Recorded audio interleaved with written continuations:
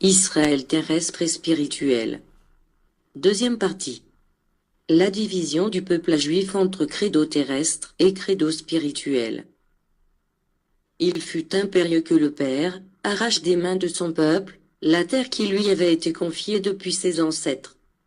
Elle fut enlevée aux uns par restitution et aux autres par récompense, parce que cette terre de Canaan, cette merveilleuse Palestine étant passée, je la préparais seulement comme une image de la véritable terre de promesse pour l'esprit et, en dépouillant le peuple de ses possessions, le juif demeura matérialisé, errant sur la face de la terre. Quant à l'autre partie, les fidèles, ceux qui ont toujours senti ma présence, ils demeurèrent dans l'attente de ma volonté, sans douleur pour avoir renoncé à cet héritage des temps passés, sachant que le Père leur avait confié une nouvelle grâce, l'héritage de sa parole, du Verbe divin, de son sacrifice, de son sang. Il vivait en plein troisième temps, et c'est pendant ce temps que mon regard contempla mon peuple d'Israël encore divisé en deux factions, la première, matérialisée, enrichie avec les biens de la terre pour sa propre restitution, faisant trembler, avec son pouvoir, jusqu'aux fondations du monde, parce que sa force, son talent, les grâces que le Père répandit en son esprit, il les avait mises à son propre service, ainsi qu'à celui de son ambition et de sa grandeur. Voyez comme ce peuple a fourni des preuves de sa force, même dans son matérialisme, dans ses sciences, sa volonté et son intelligence. Il garde, au fond de son cœur, la rancœur des famines passées, des esclavages, des humiliations et se lève, aujourd'hui fort et vaniteux, pour humilier les autres peuples, pour les faire trembler avec sa force et pour les dominer. Aujourd'hui, c'est lui qui est repu et qui prend plaisir à contempler les millions d'affamés et les grands peuples d'esclaves, esclaves de l'or, de leur force, de leur science et de leur ambition. Et je vois aussi l'autre partie de mon peuple, celle des persévérants et des fidèles, qui toujours ont su sentir ma présence, qui ont toujours reconnu mon arrivée parmi les hommes, ceux qui ont cru en mes révélations et qui m'ont obéi malgré tout, en toutes circonstances, et m'ont respecté.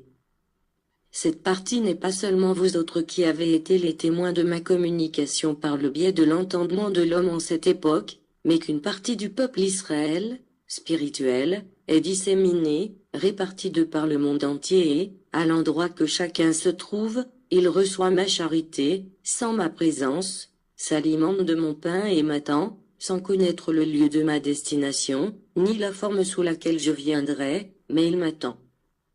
Toutefois, ceux qui savent comment je suis venu, comment je me suis révélé, ceux qui ont connu mes révélations en toute certitude, ceux qui sont préparés pour les temps qui viennent, vous faites partie de ceux-là, des 144 000 élus par moi, choisis parmi les 12 tribus de ce peuple, 144 000 qui seront à la tête du nombreux peuple Israël, comme 144 000 capitaines qui, dans le conflit du troisième temps, le feront marcher vers la grande bataille.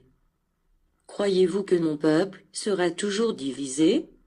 En vérité, je vous dis que non. Pour vous est arrivé l'heure de l'enseignement, de la lumière et des épreuves. Pour eux aussi est arrivée l'heure de ma justice et des épreuves. Je les conduis, à grands pas, vers le réveil de l'esprit et, bien que ce soit la vérité, au début, ils nieront ma troisième venue au monde, tout comme ils nièrent la seconde, je vous dis, l'instant de votre conversion n'est plus si éloigné. Ils vivent dans le respect de leurs anciennes traditions, mais en sondant l'esprit et le cœur du peuple juif, je vous révèle qu'il maintient ces traditions davantage par convenance et crainte des révélations spirituelles que par conviction propre.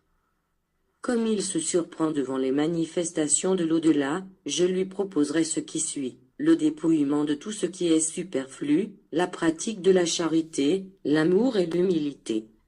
Vous devrez leur faire face et, les deux, manierez vos armes. Les uns utiliseront la parole, la pensée, la prière et l'épreuve, et les autres emploieront leur talent, leur pouvoir et leur tradition.